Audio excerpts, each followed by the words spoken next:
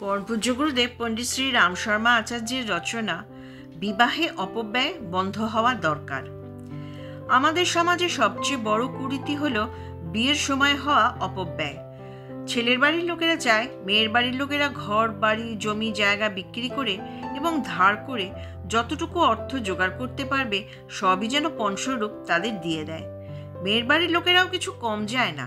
তারাও চায় যে ছেলের বাড়ির লোকেরা বহুমূল্য বস্ত্র অলংকার ইত্যাদি দিয়ে ভরিয়ে দেবে মেয়েকে, অর্থাৎ কন্যাপক্ষও চায় যে পাত্রপক্ষ যাতে নিঃস্ব হয়। বস্তুত দুই পক্ষই নিজেদের দাবার চাল চালতে থাকে। পাত্রপক্ষ চায় অধিক থেকে অধিকতর পণ পাওয়া যায় এমন সম্বন্ধ পাকা করতে।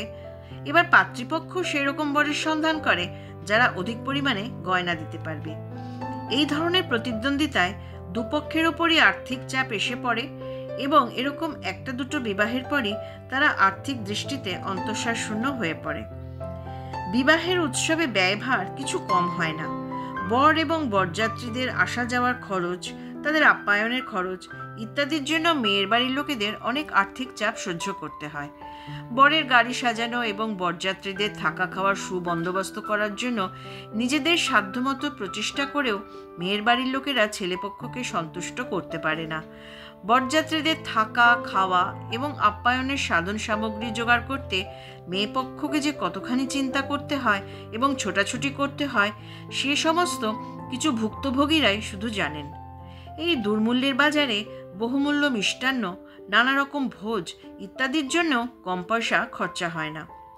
তাছাড়া বিয়ের আগে ও পরে অনর্থক কিছু রীতি পালনের জন্য বিয়ের তুলনায় কম হলেও ভালোই খরচ পড়ে যায়। প্রচলিত কঠোর নিয়মকানুনের জন্য হিন্দুদের পক্ষে বিয়ে এতটাই বোঝা হয়ে দাঁড়ায় যে জীবনের অধিকাংশ ভাগই এই চিন্তায় আচ্ছন্ন হয়ে কাটাতে হয়। সকলের ঘরেই সন্তানের জন্ম হয় এবং তাদের বিয়েও দিতে হয়।